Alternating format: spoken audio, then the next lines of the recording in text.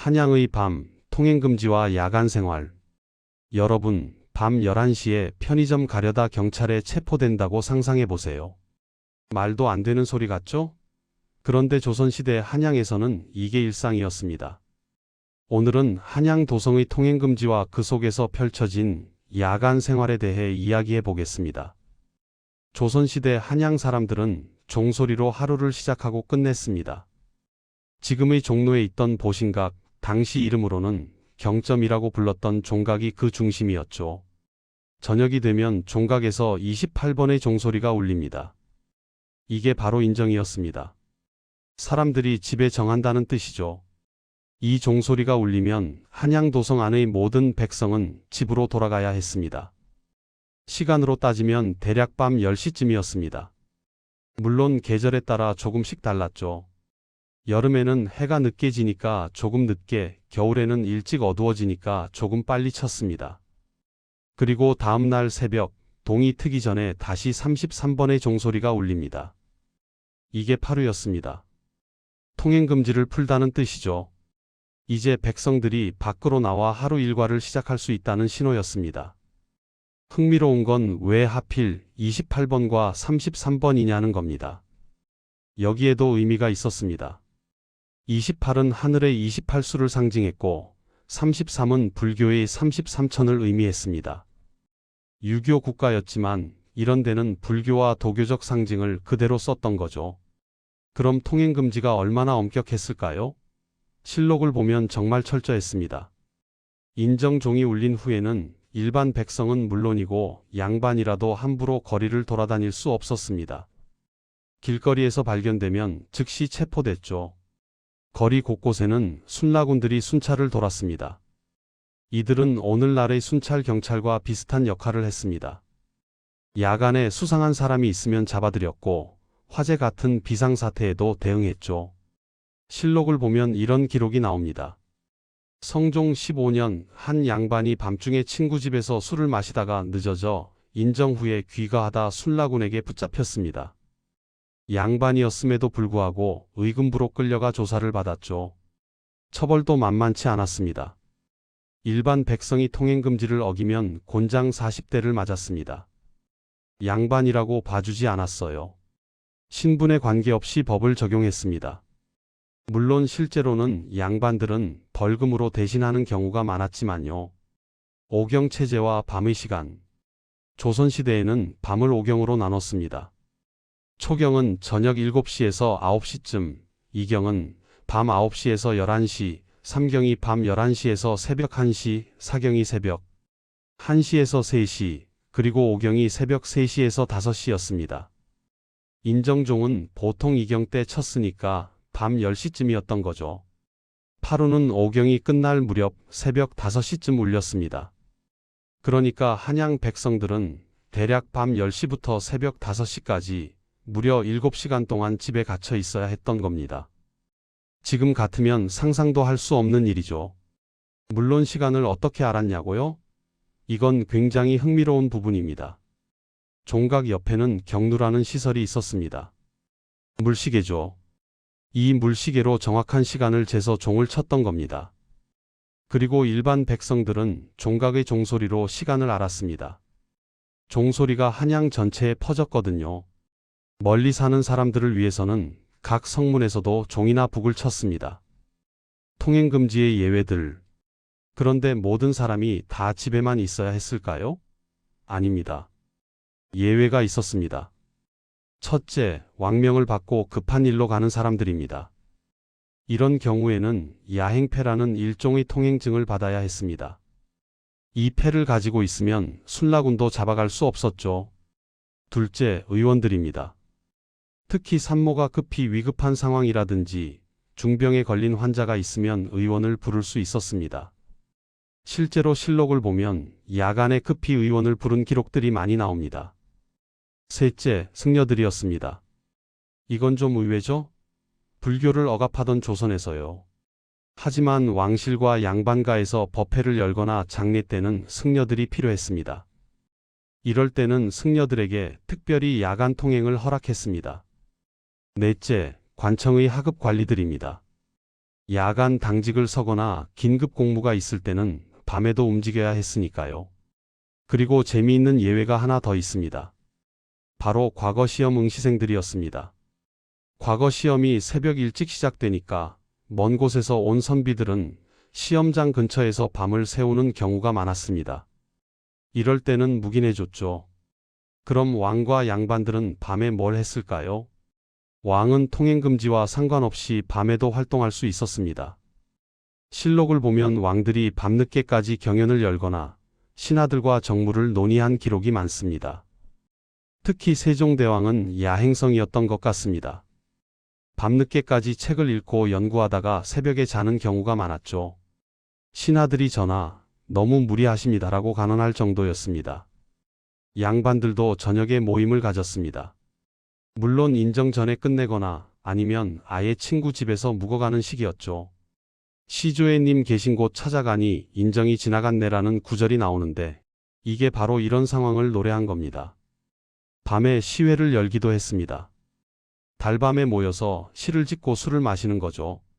물론 인정 전에 집에 가거나 아니면 그냥 그 집에서 자고 가야 했습니다.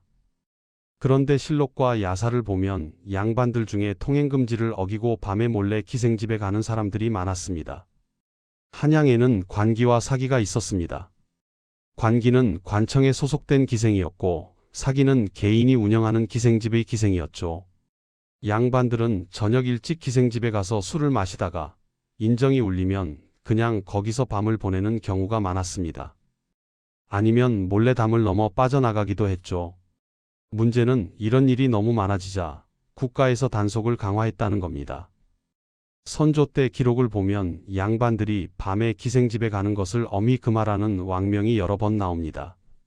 하지만 단속이 아무리 심해도 이런 일은 계속됐습니다. 실제로 야사를 보면 어떤 양반은 밤마다 담을 넘어 기생집에 가다가 술라군에게 들켜서 큰 창피를 당한 이야기도 나옵니다. 그럼 일반 백성들은 밤에 뭘 했을까요? 일단 대부분은 일찍 잤습니다. 전기가 없던 시대니까요. 등잔불로는 책을 읽기도 힘들었고 기름값도 비쌌습니다. 그래서 대부분의 백성들은 해가 지면 저녁을 먹고 일찍 잤습니다. 하지만 완전히 조용하지만은 않았습니다. 야사를 보면 밤에 도박장이 성행했다는 기록이 나옵니다. 물론 불법이었죠. 집 안에서 몰래 모여서 도박을 하는 겁니다. 또 밀주를 빚어 파는 사람들도 있었습니다. 조선시대에는 술 제조를 엄격히 통제했거든요. 그래서 밤에 몰래 술을 빚고 파는 거죠. 흥미로운 건 야간에 도둑질이 많았다는 겁니다. 당연하죠. 어두운 밤에 집집마다 다 잠들어 있으니까요. 그래서 술라군들이 밤에 순찰을 돈 것도 이런 도둑을 잡기 위해서였습니다. 실록을 보면 도둑들이 밤에 담을 넘어 들어가서 물건을 훔치다 잡힌 기록이 굉장히 많습니다. 특히 가뭄이나 흉년이 들면 야간 도둑질이 급증했죠. 밤에 가장 무서운 건 화재였습니다. 한양의 집들은 대부분 초가집이나 기와집이었지만 나무로 지어진 건물들이었습니다. 게다가 집들이 다닥다닥 붙어 있었죠. 한 집에서 불이 나면 순식간에 옆집으로 번졌습니다. 그래서 야간 화재가 발생하면 통행금지고 뭐고 없었습니다. 종각에서 특별히 화재를 알리는 종을 쳤고 모든 백성이 나와서 불을 껐습니다. 실록을 보면 대형 화재 기록이 많이 나옵니다. 한 번 불이 나면 수백 채가 타버리는 경우가 많았죠. 세종 때는 한양에 큰 불이 나서 3천여 채가 불탔다는 기록도 있습니다. 이런 화재를 막기 위해 술라군들은 밤새 불조심을 외치며 다녔습니다. 불조심, 불조심. 이 외침 소리가 한양의 밤을 가득 채웠죠. 또 출산도 야간 응급 상황이었습니다. 아이가 언제 나올지 모르니까요. 산파를 부르거나 의원을 불러야 했습니다. 이럴 때는 통행금지도 예외가 됐죠. 성문의 개폐. 한양 도성에는 8개의 성문이 있었습니다. 흥인문, 돈이문, 숭례문, 숙정문, 그리고 4개의 소문들이죠. 인정종이 울리면 이 모든 성문이 닫혔습니다. 그리고 파루가 울릴 때까지 열리지 않았죠. 문제는 도성 밖에 사는 사람들이었습니다. 장사를 하러 도성 안에 들어왔다가 인정 시간을 놓치면 그냥 도성 안에서 밤을 보내야 했습니다. 그래서 성문 근처에는 여인숙들이 많았습니다. 미처 성문을 빠져나가지 못한 사람들이 묵어가는 거죠. 이 여인숙들은 성문이 닫히기 전에 장사가 끝나니까 일찍 마감하고 일찍 여는 특이한 영업 방식을 가졌습니다. 반대로 도성 밖에서 급한 일로 도성 안으로 들어와야 하는 사람도 있었습니다. 이럴 때는 성문에 있는 파수꾼에게 사정해야 했죠. 특별한 경우가 아니면 못 들어왔습니다. 한양의 야간 치안을 책임진 건 순라군들이었습니다. 순라군은 포도청 소속이었습니다. 포도청은 오늘날의 경찰청 같은 곳이죠. 이들은 낮에도 범죄자를 잡았지만 야간에는 특히 더 중요한 역할을 했습니다. 순라군들은 보통 5명에서 10명씩 조를 이뤄서 정해진 구역을 순찰했습니다. 횃불을 들고 다니면서 수상한 사람이 있는지 살폈죠. 이들의 권한은 막강했습니다. 야간에 거리를 돌아다니는 사람은 누구든 잡을 수 있었습니다. 양반이든 상민이든 상관없었죠. 물론 야행패를 가진 사람은 예외였지만요. 순라군들은 또 화재 예방과 진압도 담당했습니다. 밤새 불조심을 외치며 다니고 실제로 불이 나면 제일 먼저 달려가서 불을 껐죠.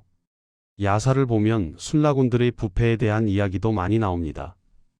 밤에 돌아다니는 양반을 잡아놓고 돈을 받고 풀어주는 경우가 있었다는 거죠. 실제로 이런 부패 때문에 순라군들이 처벌받은 기록도 실록에 나옵니다. 특별한 밤들.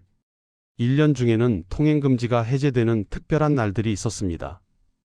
첫째는 정월 대보름이었습니다. 이날은 밤새 놀았습니다. 달맞이를 하고 줄다리기를 하고 달집 태우기를 했죠. 이날만큼은 인정종도 울리지 않았습니다. 둘째는 단오였습니다. 비록 정월 대보름만큼은 아니었지만 이날도 야간 통행이 많이 허용됐습니다. 그네를 타고 씨름을 하며 밤늦게까지 놀았죠. 셋째는 추석이었습니다. 보름달이 뜬 밤 백성들은 송편을 먹고 강강술래를 추며 밤을 보냈습니다. 그리고 왕실에 경사가 있을 때도 통행금지가 풀렸습니다. 왕세자가 탄생하거나 왕의 즉위식이 있거나 할 때죠. 이럴 때는 3일에서 7일간 통행금지를 풀고 백성들이 밤새 축제를 벌였습니다. 통행금지의 이유. 그럼 왜 조선에서는 이렇게 엄격한 통행금지를 했을까요? 첫째, 치안 때문이었습니다. 밤에는 범죄가 일어나기 쉽죠. 사람들을 모두 집에 들여보내고 거리에 나온 사람은 수상한 사람으로 간주하면 치안 관리가 훨씬 쉬웠습니다. 둘째, 화재 예방이었습니다. 밤에 사람들이 돌아다니면 실수로 불이 날 수 있습니다. 모두 집에서 조용히 있으면 화재 위험이 줄어들죠. 셋째, 반란과 음모를 막기 위해서였습니다. 밤에 사람들이 몰래 모여서 나쁜 일을 꾸밀 수 있잖아요. 통행금지로 이런 걸 원천 차단한 겁니다. 넷째, 유교적 질서였습니다. 낮에는 일하고 밤에는 쉬라는 거죠. 밤늦게까지 술 마시고 놀러 다니는 건 유교적 관점에서 바람직하지 않았습니다. 실제로 실록을 보면 통행금지는 조선 건국 초기부터 시행됐습니다. 태조 때 이미 인정과 파루 제도가 확립됐죠. 그만큼 중요하게 여긴 제도였습니다. 조선 후기로 가면서 통행금지는 점점 느슨해졌습니다. 특히 영조와 정조 시대에는 상업이 발달하면서 야간 활동이 많아졌습니다. 시전 상인들이 밤늦게까지 장사를 하는 경우가 많아졌죠. 정조는 아예 한양에 가로등을 설치했습니다. 물론 전기 가로등은 아니고 큰 등불을 거리 곳곳에 달아놓은 거죠. 이걸 장명등이라고 불렀습니다. 19세기 말에 가면 통행금지는 사실상 유명무실해졌습니다. 특히 개항 이후 외국인들이 들어오면서 서양식 야간 문화가 들어왔죠. 외국인들은 통행금지를 이해할 수 없었으니까요. 결국 1895년 갑 5개혁 때 통행금지가 공식적으로 폐지됐습니다. 500년간 이어진 제도가 막을 내린 거죠. 한양의 통행금지, 오늘날의 눈으로 보면 참 불편한 제도였을 겁니다. 밤 10시 이후에는 집 밖에 나갈 수도 없고 친구 만나러 가는 것도 마음대로 못하고요. 하지만 당시 사람들에게는 이게 당연한 일상이었습니다. 해가 지면 집에 들어가고 새벽에 일어나서 일과를 시작하는 게 자연스러운 삶의 리듬이었죠. 어쩌면 우리가 24시간 편의점에 가고 밤새 클럽에서 놀고 새벽까지 일하는 게 조선시대 사람들이 보면 더 이상한 삶일지도 모릅니다. 종각의 종소리로 시작하고 끝나던 한양의 하루. 통행금지 속에서도 자기 나름의 밤 문화를 즐겼던 조선시대 사람들. 그들의 삶이 불편해 보이지만 나름의 질서와 평화가 있었던 건 아닐까요? 오늘 이야기는 여기서 마치겠습니다. 시청해 주셔서 감사합니다.